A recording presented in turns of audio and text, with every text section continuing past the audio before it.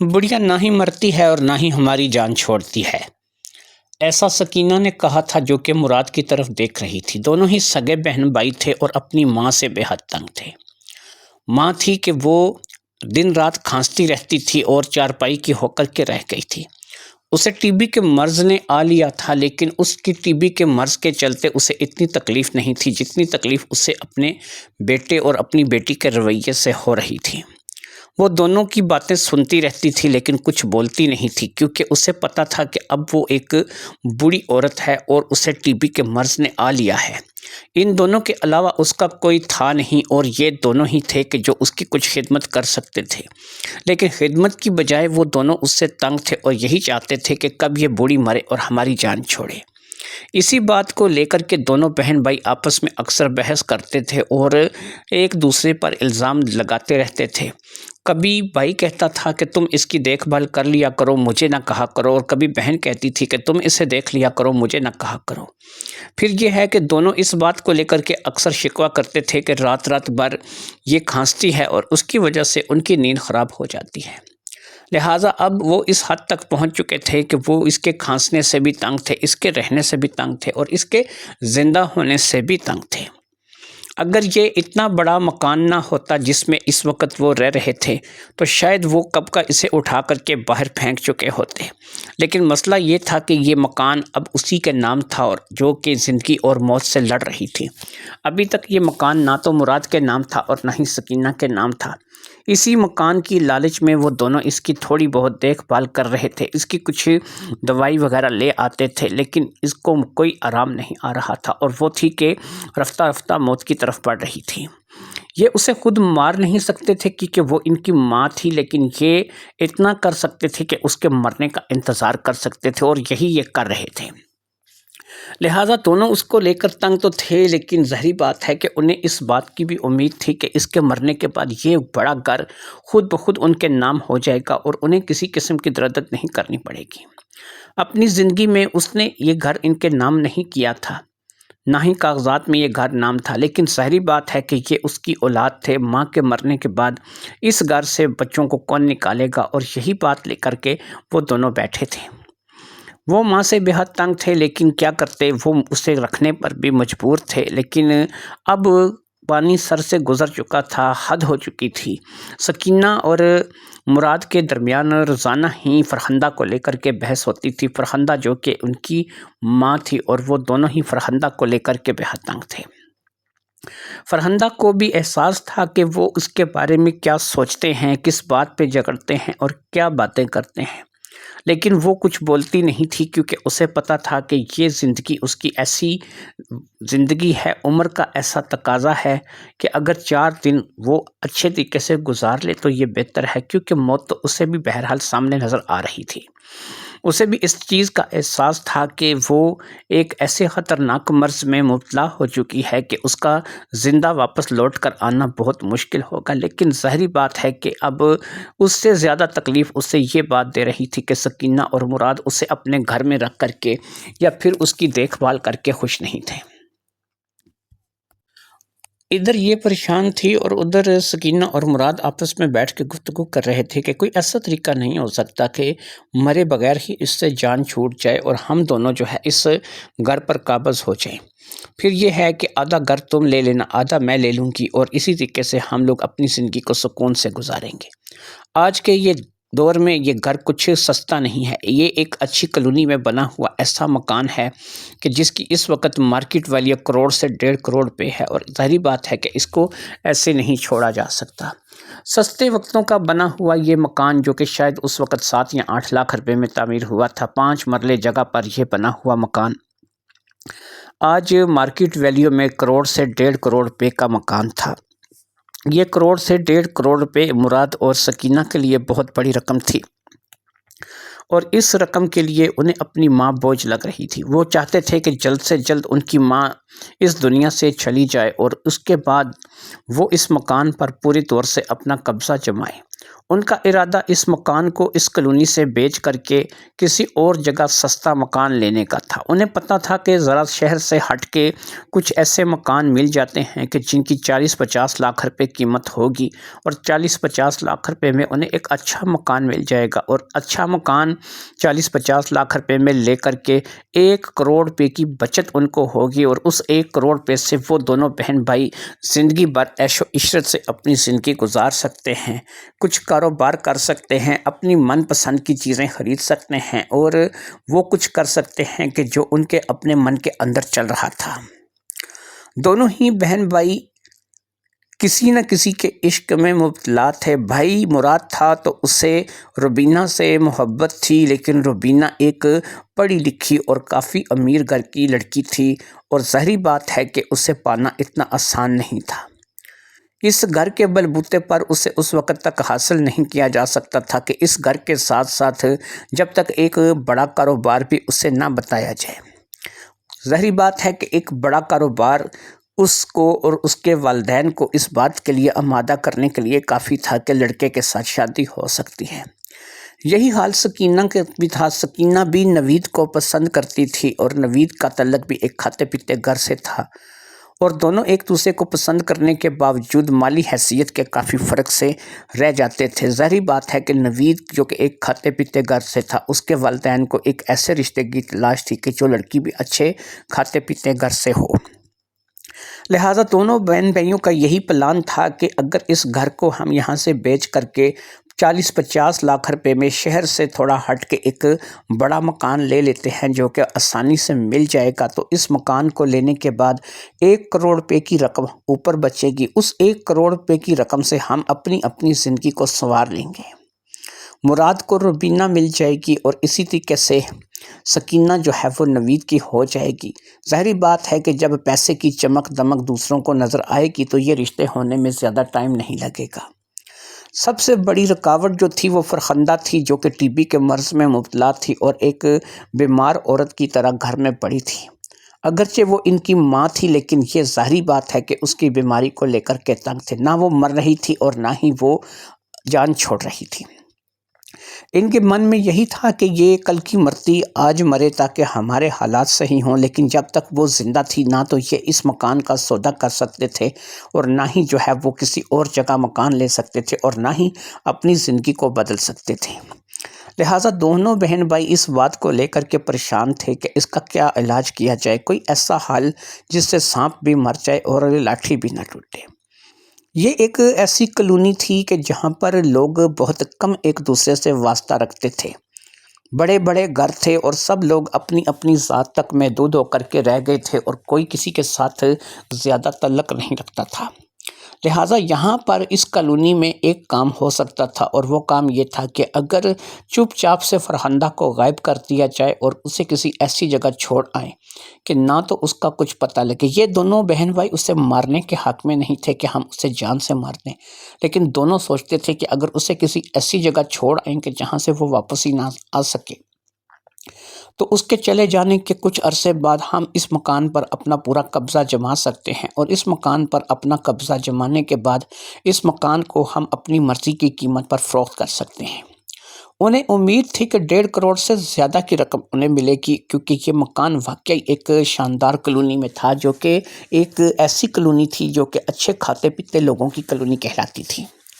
اگرچہ نوید اور روبینہ کیونکہ ان کے گھر بھی آ چکے تھے اور ان کے اس گھر کو دیکھ کر جا بھی چکے تھے، لیکن اس کے باوجود گھر ہی گھر تھا، گھر میں اور کچھ چیز ایسی نہیں تھی کہ جس کو لے کر کے روبینہ یا نوید کے والدین جو ہے وہ اس طرف متوجہ ہوں۔ انہوں نے بھی اس بات کا الٹیمیٹم دے رکھا تھا کہ تم اپنے گھر کی کنڈیشن کو بہتر کرو، اپنے گھر میں اچھا فرنیچر ڈالو، اپنے گھر کی ایک ایک چیز کو سنوارو اور اچھا کاروبار کھڑا کرو تاکہ ہمارے گھر کے افراد بھی اس رشتے کے لیے مان سکیں۔ صرف گھر ہی گھر ہونے سے کچھ نہیں ہوتا، گھر تو اگر تم تھوڑا سا ہٹ کے بھی لے لو گے تو چلے گا، اگر ایسا ہی بڑا گھر تمہیں کچھ شہر سے ہٹ کے مل جاتا ہے تو اس گھر میں بھی جو ہے وہ ہمارے والدین تمہاری رشتے کو قبول کر لیں گے، لیکن تم اس کے لیے تمہارا اپنے پاؤں پہ جمع ہونا، تمہارا اپنا ذاتی کاروبار ہونا بہت ضروری ہے، کیونکہ کاروبار ہی وہ ایک چیز ہے کہ جس سے زندگی بھر تم ہمیں بٹھا کر کے کھلا سکتے ہو اور ہم اچھی زندگی گزار سکتے ہیں۔ لہٰذا اب دونوں بہن بھائیوں نے سوچ لیا تھا کہ اب جو معاملہ ہے وہ سر سے گزر گیا ہے اور اب ہمیں وہی کرنا چاہیے جیسا کہ ہم نے سوچ رکھا ہے۔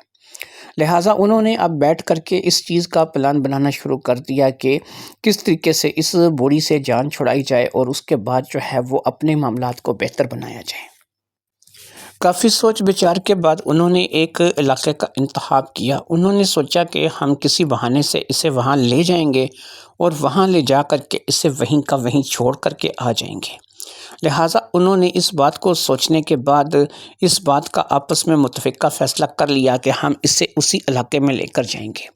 وہ ایک پہاڑی علاقہ تھا جہاں پر سرسبز و شاداب پہاڑیاں تھیں اور اس کے علاوہ وہاں پر تھوڑی برف باری بھی ہوتی تھی۔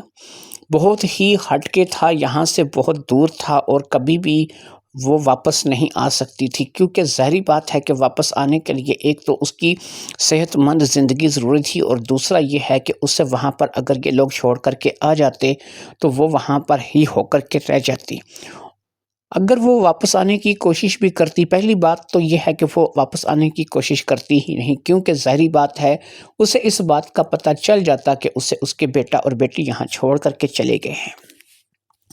لہٰذا ان دونوں نے اسی بات کا پلان بنا لیا تھا اور اسے اس پہاڑی علاقے میں لے جا کر کے چھوڑنے کا ارادہ کر لیا تھا۔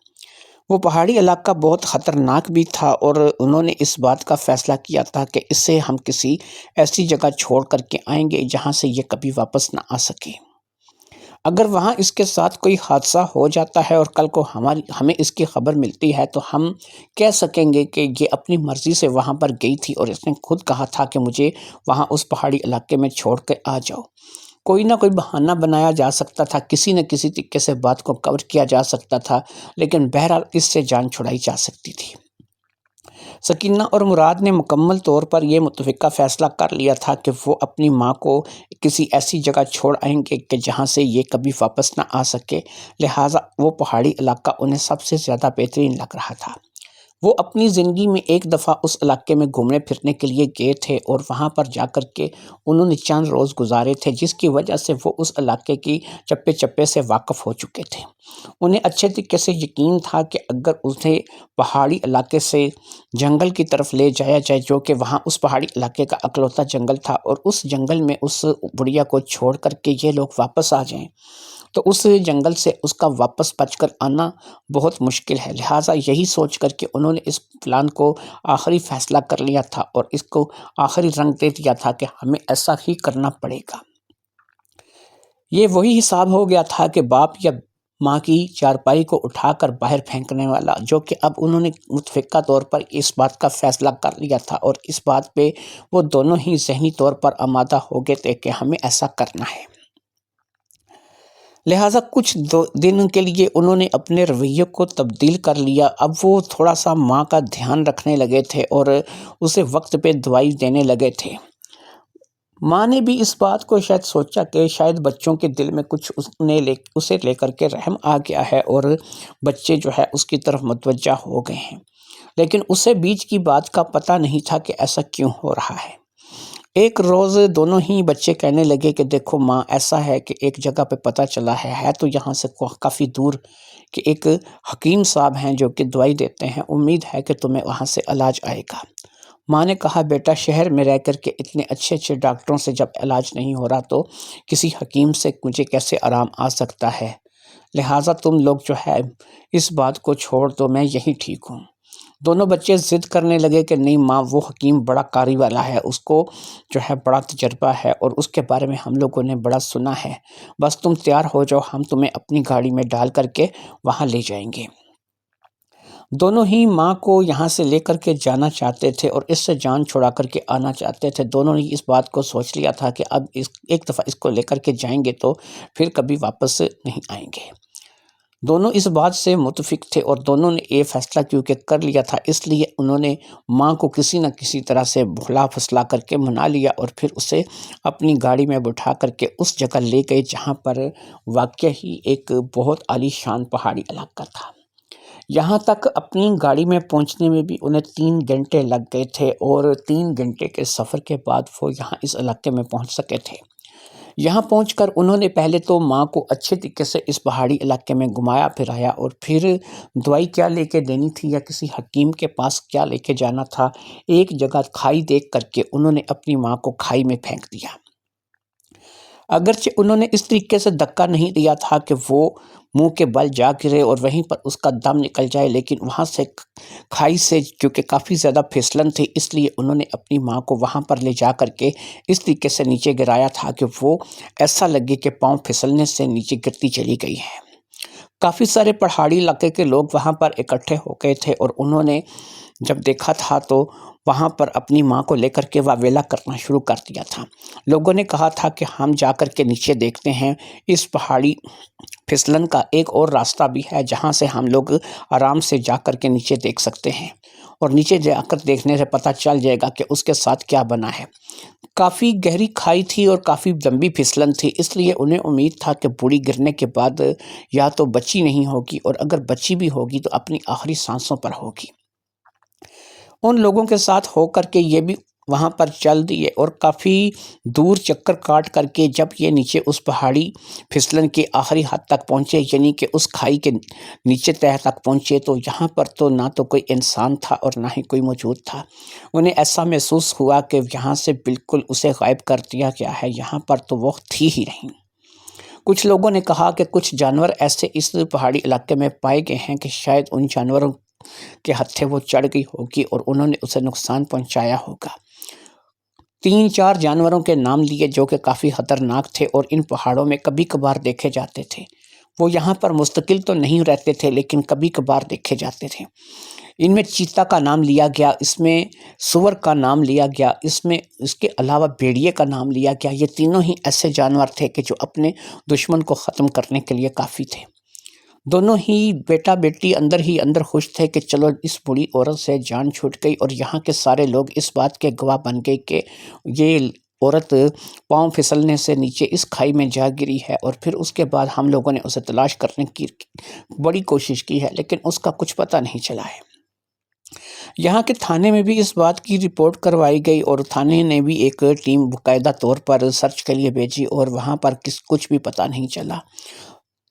آخرکار ان لوگوں نے مطمئن ہو کر کے ان لوگوں کو کہہ دیا کہ بھئی ہم لوگ جو ہے اس سے تلاش کرنے میں ناکام رہے ہیں، کیونکہ اب یہ ایک دم سے واپس نہیں آ سکتے تھے، کیونکہ اگر یہ واپس آنے کی جلدی کرتے تو لوگوں کو ان پہ شک ہو سکتا تھا یا پھر پولیس ان پہ شک کر سکتی تھی، لہٰذا ان کو ایک ہفتہ نہ چاہتے ہوئے بھی وہاں پر رکنا پڑا۔ اس ایک ہفتے کے دوران ان کی ماں کو تلاش کرنے کی بے حد کوشش کی گئی لیکن نہ تو اس نے ملنا تھا اور نہ ہی ملی، پتہ نہیں اسے زمین کھا گئی کہ آسمان نکل گیا۔ کوئی بھی تو ایسا نہیں تھا کہ جو اس کے بارے میں کچھ جان پائے، لہٰذا یہی فیصلہ کر لیا گیا کہ شاید کوئی ایسا جنگلی خطرناک جانور اسے کھا گیا ہے یا اسے لے کر کے چلا گیا ہے جس کے بارے میں کسی قسم کی کوئی خبر جو ہے وہ ان لوگوں کو نہیں مل رہی ہے۔ ایک ہفتے کے بعد آخرکار یہ لوگ اپنے گھر کے لیے واپس روانہ ہو گئے۔ بظاہر لوگوں نے ان کے ساتھ افسوس کیا اور لوگ جو ہے ان کی ماں کی گمشدگی کے لیے پریشان تھے اور وہ ان کو تسلی دے رہے تھے، لیکن من ہی من میں ان دونوں کے لڈو پھوٹ رہے تھے۔ یہ گھر جا کر کے بہت جلد اس مکان کا سودا کرنے والے تھے، اس مکان کو کروڑوں میں بیچ کر کے اپنی قسمت کو بدلنے والے تھے، اپنے حالات کو بدلنے والے تھے، اور یہ سب کچھ سوچ سوچ کر ہی ان کے من میں لڈو پھوٹ رہے تھے۔ وہ اپنی خوشی کو نہ چاہتے ہوئے بھی نہیں چھپا پا رہے تھے۔ جب وہ لوگوں کے بیچ میں ہوتے تھے تو وہ غمزدہ سا چہرہ بنا لیتے تھے، اور جب وہ آپس میں ملتے تھے تو ان کے درمیان خوشی کی ایک لہر دوڑ جاتی تھی، اور وہ دونوں ہی بہن بھائی اس بات کو لے کر کے بے حد خوش تھے کہ اب ان کی اس بوڑھی سے ہمیشہ ہمیشہ کے لیے جان چھوٹی ہے، اور اب تک شکر ہے کہ اس کا کچھ پتہ نہیں چلا، اسے زمین نکل گئی یا آسمان کھا گیا، کسی کو بھی تو کچھ علم نہیں تھا۔ ایک ہفتے کے بعد یہ وہاں سے روانہ ہو گئے اور پھر اپنے گھر آ گئے۔ کالونی کے چند ایک لوگ، کیونکہ یہاں پر لوگ ایک دوسرے سے زیادہ ملاقات نہیں رکھتے تھے، کالونی کے چند ایک لوگ ایسے تھے کہ جو ان کو جانتے تھے کیونکہ یہ پرانے رہنے والے تھے۔ یہاں پر آ کر بھی انہوں نے اس خبر کو عام کر دیا کہ ماں پہاڑی علاقے میں پاؤں پھسلنے سے ایک کھائی میں گری اور پھر اس کا کچھ پتہ نہیں چلا، اور وہاں کی پولیس بھی ڈھونڈنے میں ناکام رہی اور وہاں کے مقامی لوگ بھی اسے ڈھونڈنے کے لیے ناکام رہے۔ اس بات کو لے کر کے اب وہ دونوں ہی اس بات کے لیے اپنی کالونی کے لوگوں کو بھی مطمئن کر چکے تھے اور دونوں ہی بہن بھائی اب اس گھر میں رہنے لگے تھے۔ پھر اس بات کو تقریباً مہینہ بھر گزر گیا، نہ تو ماں واپس آئی اور نہ ہی کسی نے کوئی اعتراض کیا۔ اب یہ مکان ان کا تھا، یہ اس مکان کو بیچ سکتے تھے، یہاں پر گھوم پھر سکتے تھے۔ ماں کے مر جانے کے بعد یہ سب کچھ انہی کے نام تھا، سب کچھ ان کا اپنا تھا، اس لیے انہیں کسی چیز کی پریشانی نہیں تھی۔ لہٰذا اس بات کو لے کر کے دونوں ہی بہن بھائی خوشی سے پھولے نہیں سما رہے تھے کہ اب ہم کروڑوں کے مالک ہو جائیں گے۔ ماں کے مرنے کا انہیں ذرا برابر دکھ نہیں تھا، نہ ہی ماں کی گمشدگی کا کوئی انہیں افسوس تھا۔ وہ تو شکر کر رہے تھے کہ برسوں سے جو ان کی آرزو تھی وہ بھر آئی تھی۔ دونوں ہی اونچے اونچے گھروں میں جانے کے سپنے دیکھ رہے تھے۔ مراد روبینہ کے سپنوں میں کھویا ہوا تھا اور اسی طریقے سے سکینہ نوید کے سپنوں میں کھوئی ہوئی تھی۔ اس طرح نوید اور سکینہ بھی آپس میں ملے تھے اور مراد اور روبینہ بھی آپس میں ملے تھے، اور وہ ان کے گھر بھی آئے تھے اور ان کو بھی اس بات کا پتہ چلا تھا کہ ان کی والدہ گم ہو گئی ہے اور اس کا کچھ پتہ نہیں چل رہا، وہ زندہ ہے یا مر گئی ہے اس کے بارے میں کچھ علم نہیں ہے۔ وہ اس بات سے واقف نہیں تھے کہ یہ دونوں بہن بھائی کیا کر بیٹھے ہیں یا انہوں نے اپنی ماں کے ساتھ کیا کیا ہے، لیکن جو بھی تھا اب ان کے سامنے تھا۔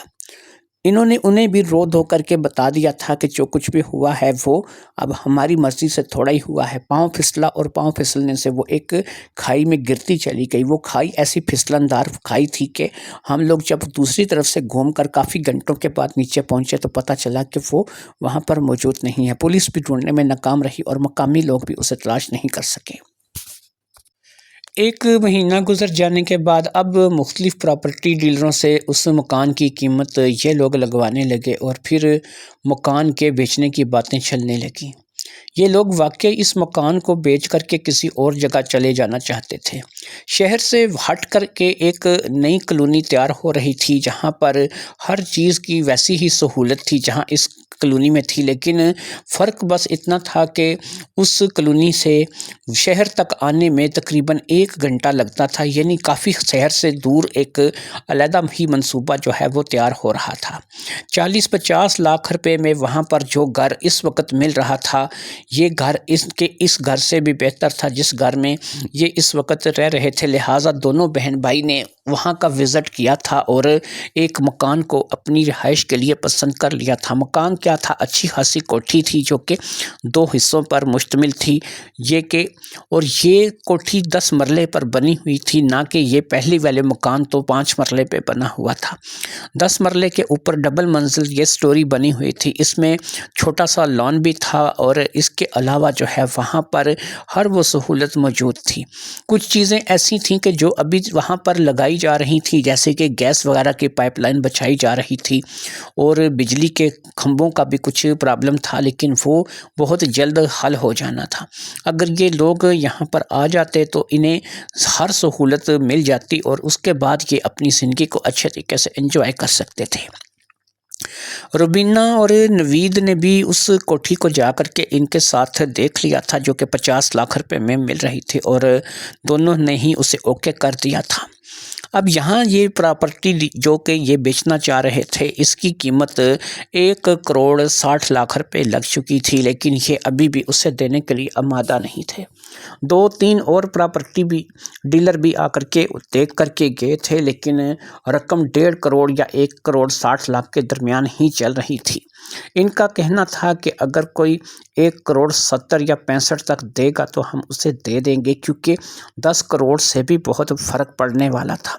10 کروڑ کی رقم معمولی رقم نہیں ہوتی، لہٰذا ان لوگوں کو اس بات کا پورا یقین تھا کہ یہ اس کوٹھی کو بہت جلد فروخت کر دیں گے۔ پھر ایک پراپرٹی ڈیلر جو کہ وہیں اسی کالونی کا پراپرٹی ڈیلر تھا اور کالونی کے مکانوں کی، وہاں کے گھروں کی اچھی ویلیو جانتا تھا، اس نے 1,70,00,000 روپے کی آفر کرا دی۔ اس آفر کے بعد اب سکینہ اور مراد کا بنتا نہیں تھا کہ وہ اس کوٹھی کو نہ بیچیں، لہٰذا سکینہ اور مراد نے کوٹھی کی بات چیت جو ہے وہ اس ڈیلر کے ساتھ طے کر لی۔ اب اس نے اس کوٹھی کے کاغذات طلب کیے جو کہ ظاہری بات ہے کہ لاکر میں گھر میں ہی پڑے ہوئے تھے۔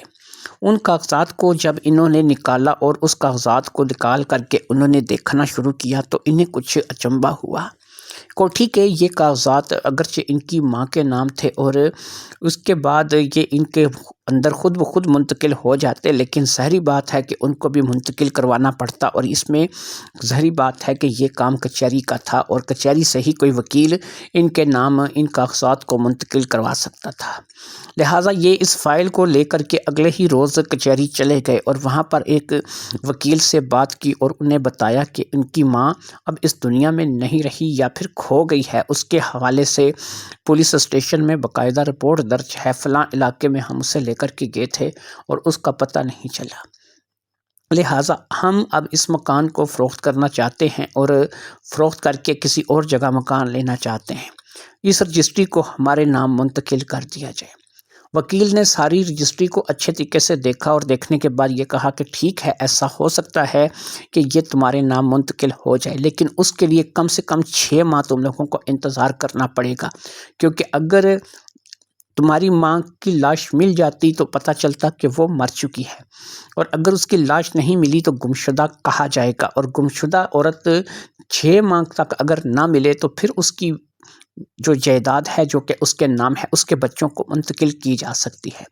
لہٰذا 6 ماہ تک تم لوگوں کو ہر حال میں انتظار کرنا پڑے گا۔ تم نے جو طریق بتائی ہے اور جس حساب میں تم لوگوں نے بتایا ہے کہ تمہاری ماں کے ساتھ حادثہ ہوا، اس حادثے کو گزرے ہوئے اس وقت دوسرا مہینہ ہونے والا ہے۔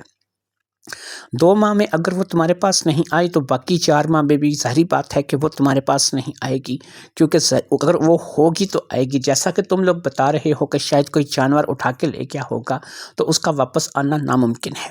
لہٰذا اب ایسا ہی ہے کہ تم 4 ماہ مزید انتظار کرو، 4 ماہ کے بعد یہ رجسٹری خود بخود جو ہے وہ تمہارے نام منتقل ہو جائے گی، اور اس کے لیے جو بھی قانونی کارروائی ہے پھر ہم لوگ کر سکیں گے۔ کم سے کم 6 ماہ تمہاری والدہ کا انتظار ضرور کرنا پڑے گا۔ اگر وہ 6 ماہ میں واپس آئی تو یہ رجسٹری خود بخود تم لوگوں کے نام نہیں، اگر وہ 6 ماہ میں واپس نہ آئی تو یہ رجسٹری تم لوگوں کے نام ہو جائے گی، لیکن اگر وہ 6 ماہ میں لوٹ آئی تو پھر یہ رجسٹری تمہارے نام نہیں ہو سکے گی، مکان اسی کے نام رہے گا، یہ کوٹھی اسی کے نام رہے گی۔ پھر اس کے بعد یہ ہے کہ اگر زندگی میں کبھی وہ کسی بھی جگہ واپس لوٹ آتی ہے، 10 سال بعد، 5 سال بعد، 2 سال بعد، 1 سال بعد، تو تمہاری رجسٹری منسوخ کر دی جائے گی اور تمہارے پاس اس مکان کو بیچ کر کے جو رقم ہوگی تمہیں وہ رقم اس وقت کی مارکیٹ ویلیو کے مطابق سے اپنی ماں کو ادا کرنی ہوگی۔ وہ ان تمام پیسوں کو اور مکان کو تم سے لینے کی حقدار ہوگی، کیونکہ اصل ملکیت اسی کی ہوگی۔ لیکن ایک بات یاد رکھو کہ جو نیا مکان تم لوگ لوگے اگر وہ تم اپنے نام لکھواتے ہو تو وہ چاہ کر بھی وہ مکان تم سے نہیں لے سکے گی، لیکن اگر اسی پرانے مکان میں رہو گے تو وہ جب بھی واپس آئے گی، چاہے وہ 10 سال بعد بھی واپس آئے، یہ مکان بھی اسی کا رہے گا اور وہ پیسہ بھی اسی کا رہے گا۔ لیکن اگر تم لوگ نیا مکان اس کو بیچ کر لے لیتے ہو تو پھر وہ کسی چیز کا دعویٰ تم لوگوں پر نہیں کر سکے گی، اور وہ مکان جو کہ تم نیا لوگے وہ تمہارا ہی ہوگا اور تم ہی اس کے مالک ہوگے، اور تم چاہو تو اسے بیچو، تم چاہو تو اسے چھوڑ دو، اور جو رقم اس مکان کے بیچ کر کے تمہیں ملی ہوگی وہ رقم بھی اس وقت تک تمہاری ہی ہوگی، کیونکہ اس مکان کا کوئی دعوے دار اس کے بیچنے تک کم از کم نہیں آیا تھا۔ دونوں بہن بھائی اپنا سا منہ لے کر واپس آ گئے تھے، اور واپس آ کر کے انہوں نے آپس میں بیٹھ کر کے صلاح کی تھی کہ یہ بڑھیا مرتے مرتے بھی ہمارے کام بگاڑ کر کے چلی گئی ہے، اور اب یہ دیکھو کہ ایک نیا مصیبت خانہ کھل گیا ہے، اور وہ مصیبت خانہ یہ ہے کہ 4 مہینے ابھی اور انتظار کرنا پڑے گا۔ 6 ماہ بعد ہم قانونی طور پر اس رجسٹری کو اپنے نام منتقل کروا سکیں گے، اور یہ رجسٹری جو ہے یہ ہمارے نام منتقل 6 ماہ بعد ہو سکے گی۔ دونوں بہن بھائیوں نے اس بات کے لیے جو ہے وہ ماں کو اچھا خاصا کوسا تھا، لیکن ظاہری بات ہے کہ کوسنے سے کام نہیں چلنا تھا، کام تو وہی ہونا تھا جو کہ قانون کے مطابق ہونا تھا۔ یہی بات پراپرٹی ڈیلر کو بھی بتا دی گئی اور اس نے کہا کہ کوئی پریشانی نہیں ہے، میں مزید 4 ماہ انتظار کر لیتا ہوں، ہو سکتا ہے اس دوران کوئی اور اچھا گاہک لگے جو آپ کو اس سے بھی زیادہ بہتر رقم دے سکے۔ اگر کوئی اچھا گاہک لگے گا تو اس میں میری اپنی کمیشن زیادہ بنے گی، میں کوشش کروں گا کہ اب 1,70,00,000 لگا ہے، کل کو 80 یا 85 تک بھی اگر ہو جائے یا 2 کروڑ تک بھی ہو جائے، ہو سکتا ہے 4 ماہ میں کہاں کی کہاں بات پہنچ جائے اور اس میں تبدیلی آ جائے۔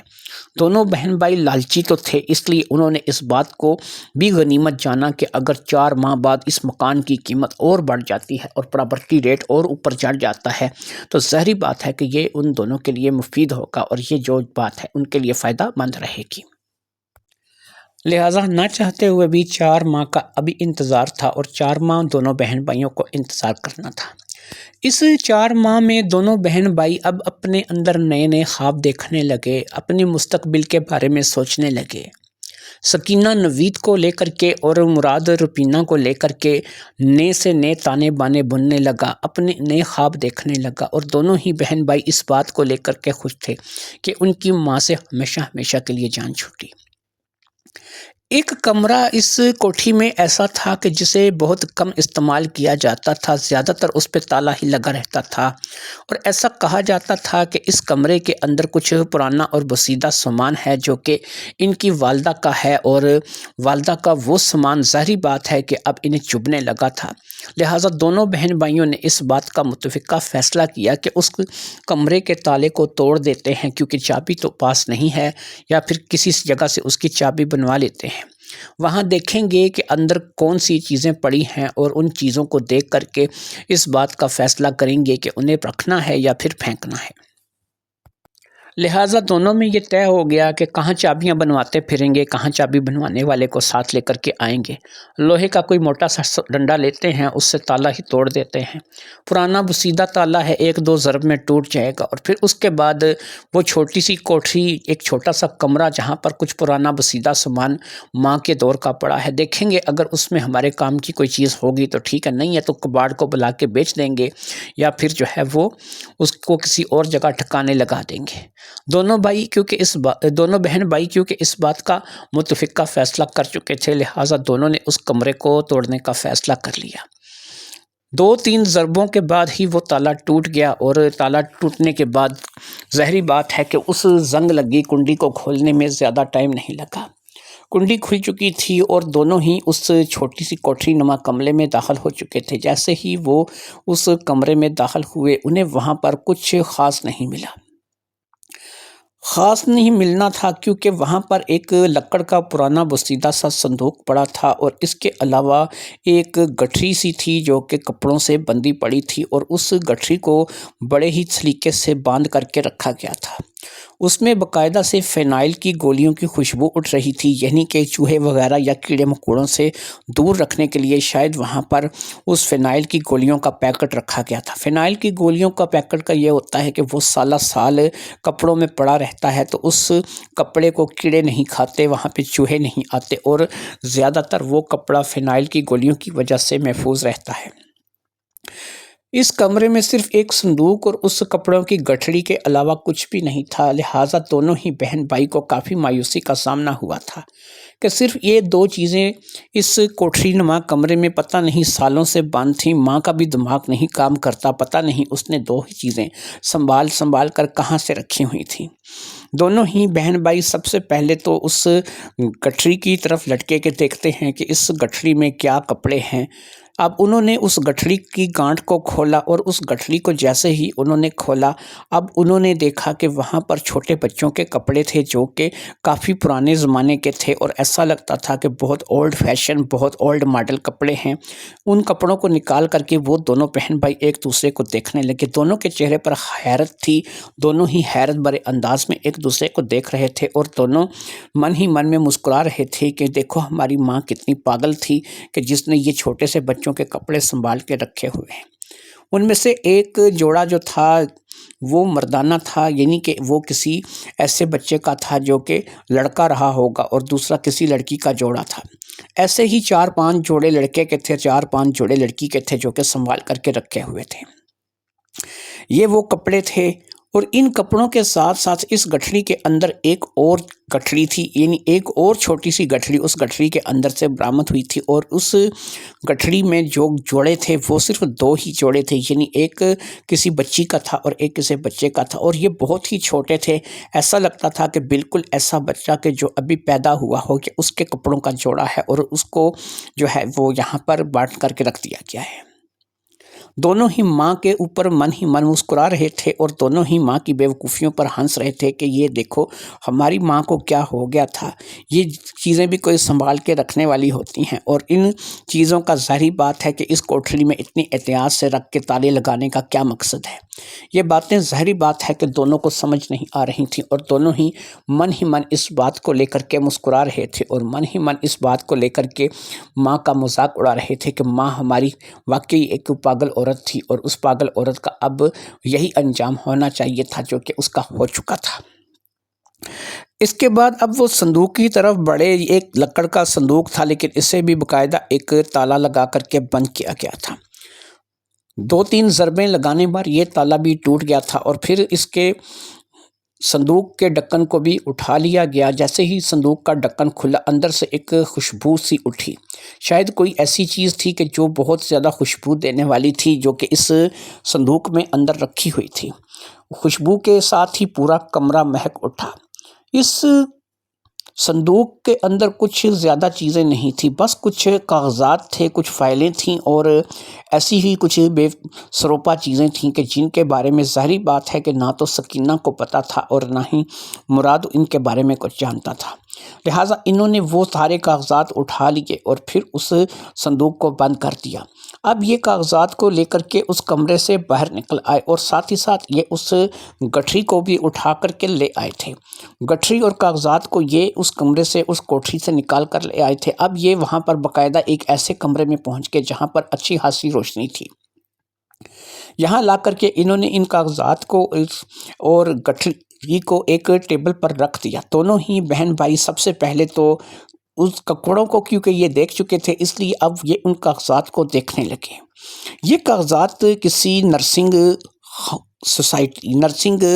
ہاسپٹل کے تھے۔ یہ کوئی عزیز نرسنگ ہاسپٹل کے نام سے کوئی ہاسپٹل تھا جس کے یہ کاغذات تھے، اور اس کاغذات کی باقاعدہ ایک فائل تھی۔ یہ فائل کسی زبیدہ خاتون نام کی عورت کی تھی جس کے باقاعدہ سے ڈلیوری ہوئی تھی، اور اسی نرسنگ ہوم میں اس نے 2 بچوں کو جنم دیا تھا، اور وہ دونوں بچے عزیز نرسنگ ہوم میں پیدا ہوئے تھے۔ عزیز نرسنگ ہوم ان کو یاد پڑتا تھا کہ آج بھی ایک ایسا ہاسپٹل موجود ہے جو کہ ابھی یہاں سے زیادہ دور بھی نہیں ہے، لہٰذا عزیز نرسنگ ہوم کی یہ فائل تھی، اور یہ کسی زبیدہ خاتون نام کی عورت کی تھی جو کہ پریگننٹ تھی، اور اس کو 2 بچے پیدا ہوئے تھے۔ ان کاغذات سے زیادہ چیزوں کا تو پتہ نہیں چل سکتا تھا، لیکن اتنا پتہ چلا تھا کہ وہ 2 بچے پیدا ہوئے تھے۔ شاید یہ کپڑے بھی ان دونوں بچوں کے ہی تھے، اور شاید یہ کپڑے جو ہے وہ، لیکن سوال یہ تھا کہ ماں کے پاس یہ زبیدہ کی فائل کیا کر رہی تھی، اور پھر جو ہے یہ 2 جو بچوں کے کپڑے تھے یہ یہاں پہ کیا کر رہے تھے۔ ان 2 بچوں سے ماں کا کیا تعلق رہا ہوگا؟ زبیدہ اگر پریگننٹ تھی اور اس نے 2 بچوں کو جنم دیا تھا تو اس سے ماں کا کیا تعلق ہو سکتا ہے؟ لہٰذا اب دونوں نے اس بات کا فیصلہ کر لیا، کیونکہ عزیز نرسنگ ہوم یہاں سے زیادہ دور نہیں ہے، تو وہ اس بارے میں جا کر کے پتہ کریں گے۔ اس روز انہوں نے وہ تمام چیزیں ایک جگہ سنبھال کر رکھ دیں، کیونکہ ابھی وہ ان چیزوں کا کچھ بھی مطلب نہیں جانتے تھے اور نہ ہی ان چیزوں کو سمجھ رہے تھے، لہٰذا ان کو سنبھال کر رکھ دیا گیا۔ اگلے روز انہوں نے اس فائل کو اٹھایا اور اس گٹھڑی کو اٹھا کر کے وہ دونوں ہی اپنی گاڑی میں بیٹھ کر کے عزیز نرسنگ ہوم کے لیے روانہ ہو گئے۔ جب وہ عزیز نرسنگ ہوم پہنچے تو انہیں تقریباً 15 منٹ لگے تھے گھر سے یہاں تک پہنچنے میں۔ یہ ایک پرائیویٹ ہاسپٹل تھا اور بہت ہی عالی شان عمارت میں بنا ہوا ایک مکمل ہاسپٹل تھا، جہاں پر ہر قسم کی سہولیات میسر تھیں۔ یہاں پہ باقاعدہ سے آپریشن تھیٹر بنے ہوئے تھے، ڈاکٹر تھے، سرجن تھے، نرسیں تھیں، اور پورا ایک ہاسپٹل جیسا ماحول تھا۔ لیکن یہ سرکاری نہیں تھا، یہ ایک پرائیویٹ ہاسپٹل تھا، اور اس میں اچھے خاصے امیر افراد ہی اپنا علاج کروا سکتے تھے۔ لہٰذا اب ایسا تھا کہ دونوں ہی وہاں پر پہنچ گئے تھے اور دونوں کو ہی وہاں پر کوئی پہچاننے والا نہیں تھا، کیونکہ دونوں پہلی بار ہی یہاں عزیز نرسنگ ہوم میں آئے تھے۔ ریسپشن پہ ایک لڑکی کھڑی تھی جس نے نرسوں جیسا لباس پہن رکھا تھا۔ اس لڑکی کے سینے پر ایک بیج لگا ہوا تھا جس پہ اس کا نام سمینہ لکھا ہوا تھا۔ انہوں نے جا کے سمینہ کو سلام کیا اور اس سے اس بارے میں پوچھا کہ یہ فائل ہے جو کہ ہمیں ہمارے گھر سے ملی ہے، کیا آپ اس فائل کے بارے میں ہمیں کچھ بتا سکتی ہیں؟ سمینہ نے اس فائل کو لیا تو وہ کافی پرانی فائل تھی، لگ بھگ 20 سے 22 سال پرانی فائل تھی جو کہ اسے دکھائی جا رہی تھی۔ اس فائل کو لے کر کے اس نے کہا کہ یہ تو بہت پرانی ہے، اس بات کو تو 20-22 سال سے زیادہ کا عرصہ گزر چکا ہے اور اس طریق کے مطابق تو یہ بہت پرانی ہے۔ مجھے تو یہاں اس ہاسپٹل میں کام کرتے ہوئے 4تھا سال ہے، اس لیے میں اس کے بارے میں نہیں جانتی، اور جس وقت کی یہ فائل ہے پتہ نہیں اس وقت کا کمپیوٹر ریکارڈ بھی ہمارے پاس ہوگا یا نہیں۔ ہاں ایسا ہے کہ اس وقت کی کوئی نرس مل جائے یا اس وقت کا کوئی ڈاکٹر مل جائے تو وہی آپ کو بتا سکتا ہے۔ لہٰذا اب ایسا ہے کہ ڈاکٹر ندیم اس ہاسپٹل کے ایک ایسے سرجن، ایسے ڈاکٹر ہیں کہ جن کو یہاں پر کام کرتے ہوئے 20 سال سے زیادہ کا عرصہ ہو گیا ہے۔ شاید اگر آپ ڈاکٹر ندیم سے ملیں تو وہ آپ کو اس بارے میں آگاہی دے سکیں۔ اس کے علاوہ ایک اور نرس بھی ہے جو کہ یہاں کی بہت پرانی نرس ہے اور اسے بھی 20 سال سے زیادہ کا عرصہ ہو گیا ہے۔ اگر آپ نرس عالیہ سے ملیں جو کہ یہاں کی اس وقت ہیڈ نرس ہے تو وہ بھی آپ کو اس بارے میں بتا سکتی ہے۔ نرس عالیہ کا باقاعدہ ایک کیبن ہے اور وہ یہاں سے آپ سیدھے چلے جائیں، آگے جا کر کے آپ دائیں طرف مڑ جائیں گے تو آپ کو سامنے نرس عالیہ کا کیبن نظر آ جائے گا۔ وہ خاتون اگرچہ بوڑھی ہو چکی ہیں اور ان کی عمر بھی کافی ہے، لیکن وہ ابھی بھی یہاں کی ہیڈ نرس ہیں اور وہی باقی تمام نرسوں کو کنٹرول کرتی ہیں۔ انہیں 20-22 سال سے زیادہ عرصہ ہو چکا ہے۔ اسی طریقے سے ڈاکٹر ندیم ہیں تو وہ بھی یہاں کے پرانے ڈاکٹر ہیں۔ باقی جتنے بھی ڈاکٹر ہیں ان کو کسی کو 10 سال، کسی کو 8 سال، کسی کو 6 سال، کسی کو 5 سال ہوئے ہیں، اور مجھے نہیں لگتا کہ 20-22 سال پیچھے کا کوئی کمپیوٹر ریکارڈ ہوگا۔ ہاں ہاسپٹل میں ایک ریکارڈ روم کے نام سے کمرہ ضرور ہوتا ہے جس میں فائلیں رکھی جاتی ہیں۔ ایسے تمام پیشنٹس کی جب سے یہ ہاسپٹل بنا ہے اس وقت سے لے کے پہلے پیشنٹ سے لے کے آج تک جو بھی یہاں پر رہے ہیں ان کا ریکارڈ وہاں ریکارڈ روم میں رکھا جاتا ہے، وہاں سے بھی آپ کو مدد مل جائے گی، لیکن اس کے لیے بھی آپ کو نرس عالیہ سے رابطہ کرنا ہوگا جو کہ یہاں کی ہیڈ نرس ہے۔ سمینہ کی بات سننے کے بعد دونوں ہی بہن بھائی اب اس طرف بڑھ گئے تھے جس طرف سمینہ جو کہ وہاں پہ ریسپشن پہ کھڑی ایک نرس تھی اس نے ان لوگوں کو آگاہی دی تھی، اور وہ اب ہیڈ نرس عالیہ کے کیبن کی طرف بڑھ رہے تھے۔ واقعی انہیں تھوڑی دور چلنے کے بعد آگے سے دائیں مڑ کر کے وہ کیبن سامنے نظر آ گیا جس کے اوپر باقاعدہ ہیڈ نرس عالیہ کا نام لکھا ہوا تھا۔ جب وہ اس کیبن میں داخل ہوئے تو انہوں نے وہاں پر ایک بوڑھی نرس کو جو کہ اونگ رہی تھی، شاید وہ رات کی ڈیوٹی دے کر کے آئی تھی اور اس وقت دن کو سو رہی تھی، اس کو دیکھا اور پھر انہوں نے جا کر کے کھنکار کر گلا صاف کیا۔ ان کے کھنکارنے پر اس عورت نے آنکھیں کھول کر کے دیکھا۔ یہ عورت تھوڑی فربا تھی اور اس کا رنگ بھی کافی حد تک کالا تھا، ایسا لگتا تھا کہ وہ ایک ایسی عورت ہے کہ جس کو ظاہری بات ہے کہ اپنی زندگی میں کوئی سکون میں نہیں ملا، شاید وہ رات کی ڈیوٹیاں کر کر کے اس قدر تنگ آ چکی تھی کہ وہ دن میں سو رہی تھی۔ گلا صاف کرنے پر اب اس نے آنکھیں کھول دی تھیں اور اس نے سوالیہ نظروں سے دونوں کی طرف دیکھا تھا۔ یہ کہنے لگے کہ بھئی ہمیں آپ ہی سے ملنا ہے، اس لیے آپ سے کچھ بات کرنی ہے۔ دونوں بہن بھائی اس کے سامنے موجود ایک کرسیوں پر بیٹھ گئے اور پھر ایک فائل جو ہے اس کے آگے رکھ دی۔ یہ فائل اس نے دیکھ لی تھی اور اس فائل کو اٹھا کر کے وہ اس فائل کو پڑھنے لگی۔ شاید وہ اس فائل کو پہچانتی تھی، اس لیے پڑھتے ہوئے اس کی آنکھوں میں واضح طور پر ایک چمک تھی۔ وہ دیکھ رہی تھی کہ وہ اس فائل کو اچھے طریقے سے پڑھ رہی ہے اور جان رہی ہے۔ سکینہ اور مراد اس بات کی امید لگائے بیٹھے تھے کہ یہ کیا کہے گی اور اس فائل کو لے کر کے کیا پیش گوئی کرے گی، لہٰذا اس نے فائل کو اچھی طرح سے دیکھنے کے بعد دوبارہ ٹیبل پر رکھ دیا اور دونوں سے پوچھا کہ تم دونوں کے آنے کا مقصد، اپنے آنے کا مقصد بیان کرو۔ فائل میں نے دیکھ بھی لی ہے اور مجھے اس کیس کے بارے میں اچھی طریقے سے یاد بھی ہے۔ اب دونوں ہی اس بات کو لے کر کے خوش تھے کہ چلو اس فائل کے بارے میں کچھ پتہ چل گیا، لہٰذا انہوں نے پہلا سوال ہی یہ کیا کہ یہ فائل کن کی ہے اور یہ فائل کا اس نرسنگ ہوم سے اور پھر ہمارے گھر سے کیا تعلق ہے۔ انہوں نے کہا کہ اب عالیہ نے کہا کہ تم لوگ کہاں سے آئے ہو؟ اس نے بتایا کہ ہم لوگ فلاں کالونی میں رہتے ہیں، وہاں آج ہمیں یہ صفائی کرتے ہوئے فائل ملی اور اس فائل کو دیکھ کر کے ہم لوگ تھوڑے پریشان ہو گئے۔ اس کے ساتھ ساتھ ایک گٹھڑی تھی جس میں بچوں کے کپڑے تھے اور یہ کپڑے بھی ہم ساتھ لے کر کے آئے ہیں تاکہ اگر آپ کوئی بندہ ایسا ملے کہ جو اس فائل کو اور ان کپڑوں کو پہچان سکے تو ہمیں یہ بتائے کہ ہماری والدہ نے یہ کپڑے اور یہ فائل اتنی سنبھال کر کے کیوں رکھی ہوئی تھی۔ یہ ایک ایسا کمرہ تھا جو کہ سالوں سے بند پڑا تھا جہاں پر ہماری والدہ نے یہ فائل رکھی ہوئی تھی۔ اب عالیہ نے کہا تمہاری والدہ کہاں ہے؟ کیونکہ تمہاری والدہ نے اگر یہ فائل رکھی ہوئی تھی اور تمہاری والدہ نے جو ہے ان کپڑوں کو سنبھالا ہوا تھا تو مجھ سے زیادہ تمہیں وہ بتا سکتی ہیں کہ انہوں نے ایسا کیوں کر رکھا تھا۔ دونوں ہی بہن بھائی ایک دوسرے سے نظریں چرانے لگے اور انہوں نے کہا کہ نہیں، ایسا ہے کہ ہماری والدہ اب اس دنیا میں نہیں رہی، اس لیے ہم آپ سے پوچھنے کے لیے آئے ہیں، اور والدہ نے اپنی زندگی میں ہمیں ایسی کوئی بات نہیں بتائی اور نہ ہی ہمیں ایسا کوئی راز ہماری والدہ نے دیا ہے۔ اب وہ نرس جس کا نام عالیہ تھا اٹھ کر کے کھڑی ہو گئی۔ اس نے کہا کہ کیا فرخندہ اب اس دنیا میں نہیں رہی؟ وہ عالیہ کے منہ سے اپنی ماں کا نام سن کر چونک گئے۔ انہوں نے کہا کہ آپ ہماری ماں کو جانتی ہیں؟ اب نرس عالیہ نے کہا بڑے اچھے طریقے سے جانتی ہوں۔ تمہیں یہ بتا دوں کہ آج یہاں تم جس نرسنگ ہوم میں آئے ہو جس کا نام عزیز نرسنگ ہوم ہے، کبھی وہ یہاں پر نرس کے طور پر کام کیا کرتی تھی۔ بہت اچھی نرس تھی، اس نے باقاعدہ نرسنگ کی ٹریننگ لے رکھی تھی۔ اس وقت میں بھی اسی کے ساتھ تھی اور ہم دونوں اکٹھے کام کیا کرتی تھی۔ ہم دونوں میں کافی دوستانہ تھا، ہم دونوں ایک دوسرے سے کوئی بات نہیں چھپاتی تھیں۔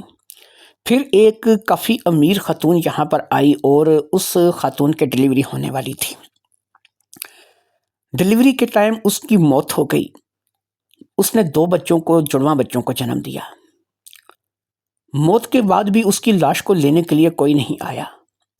ایسا لگا کہ کوئی شخص اس کی لاش کو لینے کے لیے آنے والا نہیں تھا۔ اس کے پہناوے سے یہی لگتا تھا کہ وہ کافی امیر گھر سے تعلق رکھتی ہے۔ اس نے اچھے کپڑے پہن رکھے تھے اور جس نے اسے یہاں نرسنگ ہوم میں داخل کروایا تھا وہ بھی کافی امیر تھا۔ ایک بڑی گاڑی میں آیا تھا، اسے یہاں سے داخل کروا کے چلا گیا تھا۔ اس کے اخراجات، خرچہ سب کچھ اس نے اس وقت ادا کیا تھا، لیکن وہ بعد میں آیا نہیں۔ ہم لوگ اس بات کو لے کر کے پریشان تھے کہ اس کے ساتھ کیا ہوا ہے۔ اس کی خدمت پر فرخندہ کو مامور کیا گیا تھا اور اس کی دیکھ بھال فرخندہ ہی کرتی تھی اور فرخندہ کے ہی ہاتھوں اس کی ڈیلیوری ہوئی تھی۔ فرخندہ باقاعدہ ایک ماہر نرس تھی اور وہ کسی بھی بچے کی ڈیلیوری بڑی آسانی سے کروا لیتی تھی، اس بات کا اسے کافی تجربہ تھا۔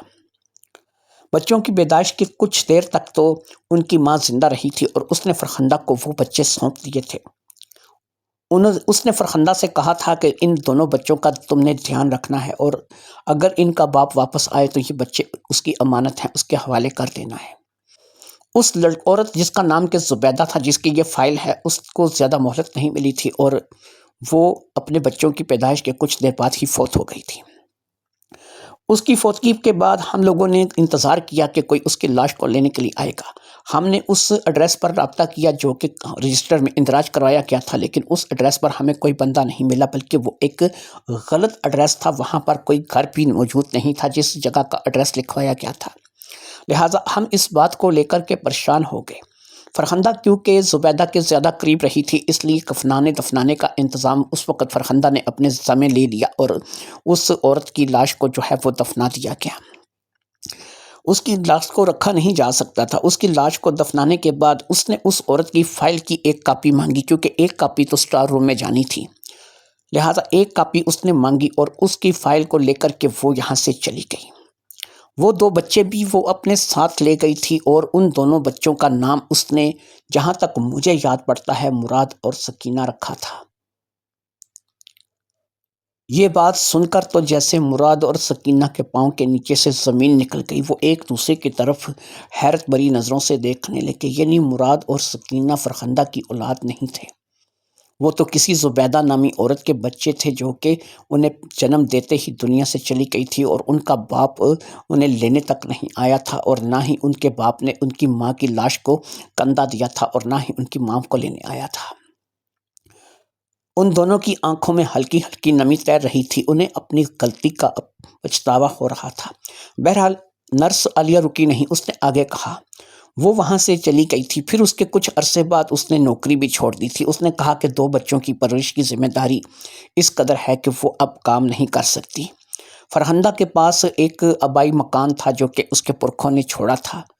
وہ مکان اس وقت کچھ زیادہ اچھا تو نہیں تھا، لیکن ظاہری بات ہے کہ اس نے وہاں اسی مکان میں رہ کر کے اپنے بچوں کی پرورش کرنے کی ذمہ داری لے لی تھی۔ پھر رفتہ رفتہ وہ مکان اچھے داموں میں آ گیا، وہاں پر کالونی بننے لگی، ہر قسم کی سہولت آنے لگی۔ فرہندہ سے 2-3 سال تک تو میرا رابطہ رہا، لیکن مجھے نہیں پتا کہ وہ کہاں چلی گئی۔ اس کے بعد اس نے ہمارے ساتھ بالکل رابطہ ختم کر دیا۔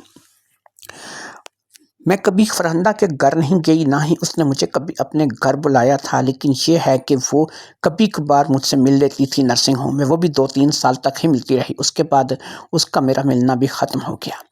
ہماری نہ تو اس وقت کوئی زیادہ فون کال کی سہولت تھی اور نہ ہی یہاں پر ایسی کوئی چیزیں تھیں، نہ ہی کمپیوٹر ریکارڈ ہوا کرتے تھے۔ آج کل جیسی سہولتیں میسر نہیں تھیں۔ ہم اپنی اپنی زندگی میں مگن ہو گئے اور پھر اس طریقے سے وہ مجھ سے دور ہو گئی۔ آج اتنے سالوں بعد تم دونوں میرے پاس آئے ہو اور تم ایک فائل دکھا کر کے مجھے پوچھ رہے ہو کہ اس فائل کا مقصد کیا ہے اور اس گٹھری کا مقصد کیا ہے۔ یہ گٹھری میں جو اندر گٹھری دوسری رکھی ہوئی ہے، یہ دونوں وہ کپڑے ہیں کہ جو اس وقت ان بچوں نے پہن رکھے تھے جب وہ پیدا ہوئے تھے، اور یہ سب سے پہلے فرخندہ نے ہی ان کو خرید کر کے اپنے آپ سے پہنائے تھے، اور فرخندہ نے ان کو ان کپڑوں کو پہنا کر کے یہاں پہ اپنی گود میں اٹھایا تھا، اور ان کو اٹھانے کے بعد اس نے ان دونوں کو اپنے بچے مان کر کے ان کی پرورش کا وعدہ لیا تھا۔ باقی کے شاید وہ کپڑے ہیں کہ جو اس کے بعد اس نے خریدے ہوں گے یا ان بچوں کو پہنائے ہوں گے۔ ان بچوں کا باپ کون تھا یہ کبھی پتہ نہیں چلا، ان بچوں کے معاملات کیا تھے کبھی پتہ نہیں چلے، وہ بچے کون تھے، کہاں سے آئے تھے، لیکن اتنا پتہ تھا کہ وہ ایک عالی شان گھر سے تعلق رکھتے ہیں۔ ان کا باپ بہت امیر تھا، ان کی ماں کا پہناوا بھی یہ بتاتا تھا کہ وہ کافی امیر گھر سے تعلق رکھتی ہے، لیکن پتہ نہیں نہ تو ان بچوں کا باپ واپس آیا اور نہ ہی ان کی ماں کی جان بچ پائی۔ لہٰذا اس بیچاری کو سپرد خاک کر دیا گیا، اور اس کو سپرد خاک کرنے کے بعد بچوں کی پرورش کی ذمہ داری فرخندہ نے اٹھا لی، اور فرخندہ ان دونوں بچوں کو لے کر کے چلی گئی۔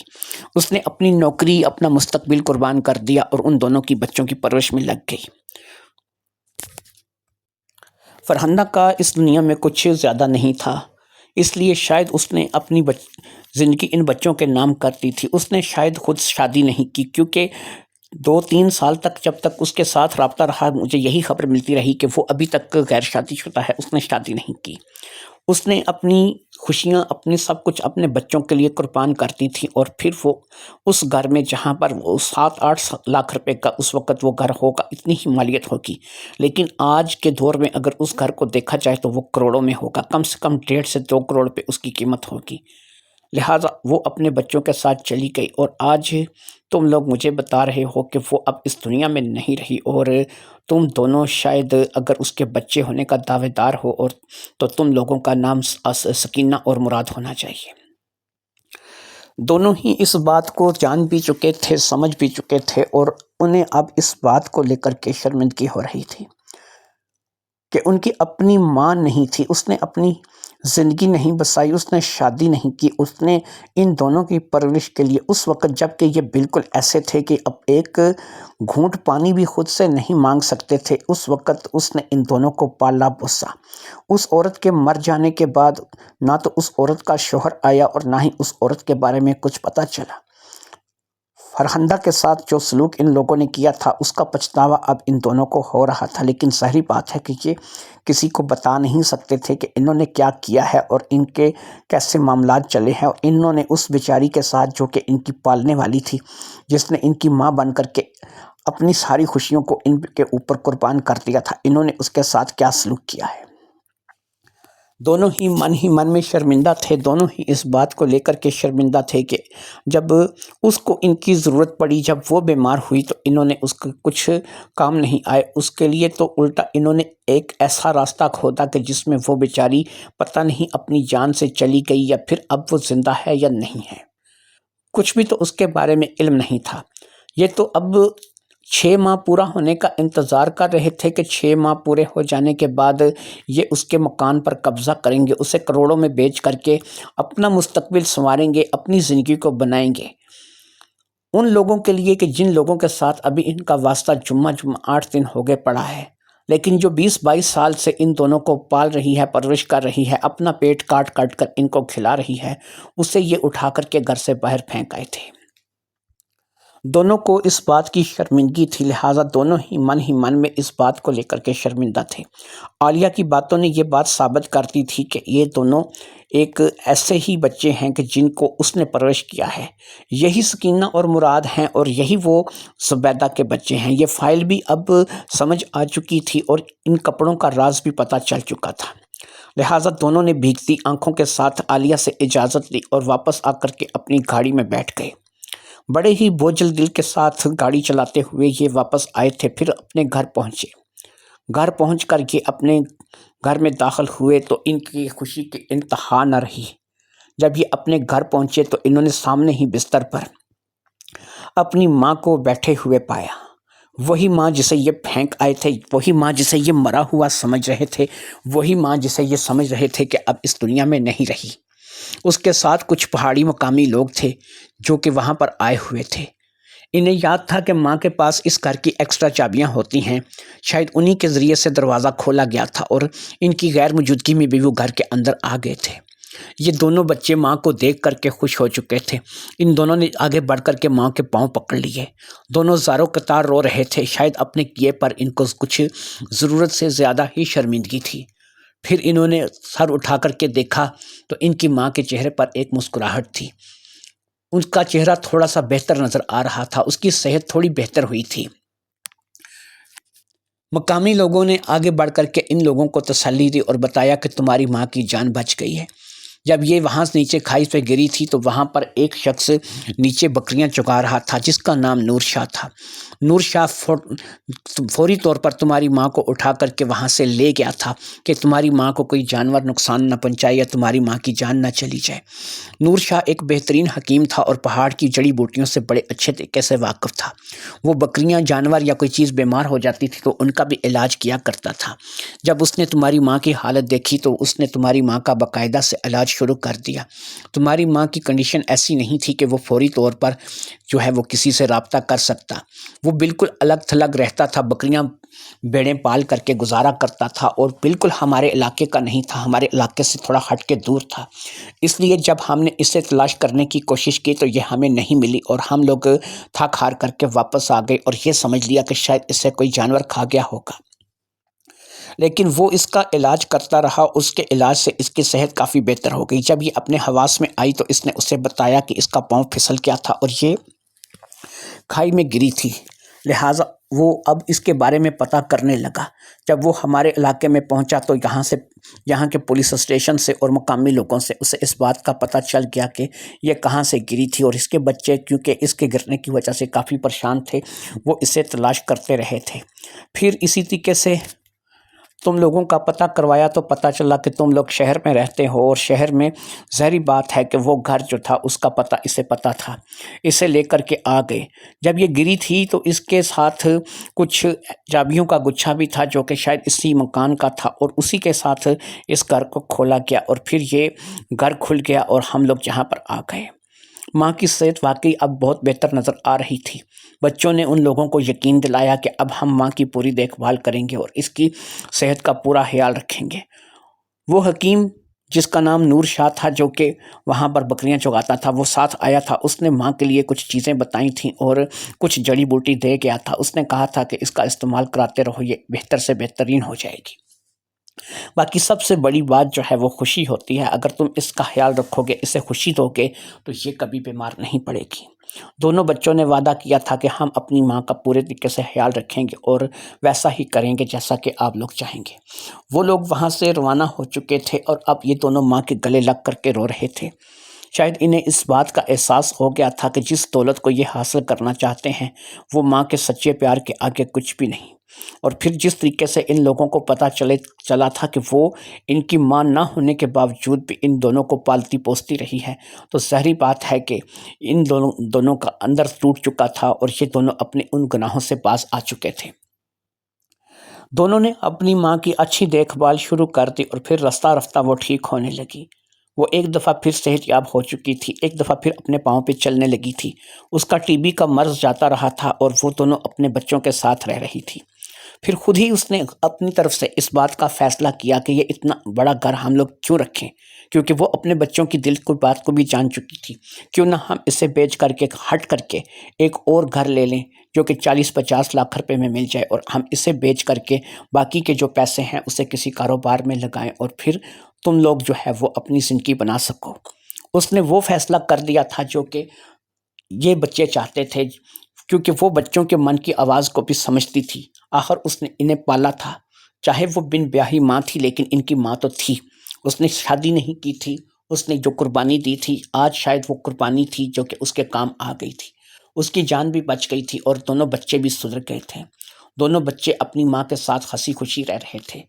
روبینہ اور نوید کے ساتھ دونوں بچوں نے شادی بھی کر لی تھی اور دونوں نے اپنی ساس کو بھی قبول کیا تھا اور اس گھر کو بھی قبول کیا تھا۔ ویسے بھی ان لوگوں کو تو پتہ ہی نہیں تھا کہ کیا ہوا تھا، کیا ہو رہا تھا۔ وہ تو اس بات کو لے کر کے خوش تھے کہ چلو سکینہ اور مراد کی والدہ واپس آ گئی تھی، اور نہ صرف کہ واپس آ گئی تھی، اب وہ پہلے سے کافی زیادہ صحت مند بھی تھیں۔ دوستو، امید کرتا ہوں کہ آپ کو یہ کہانی پسند آئی ہوگی۔ کتاب کہانی آفیشیل کے نام سے اور نایاب سٹوری کارنر کے نام سے میرا ایک اور چینل ہے، اسے سبسکرائب کیجیے۔ اللہ حافظ، السلام علیکم۔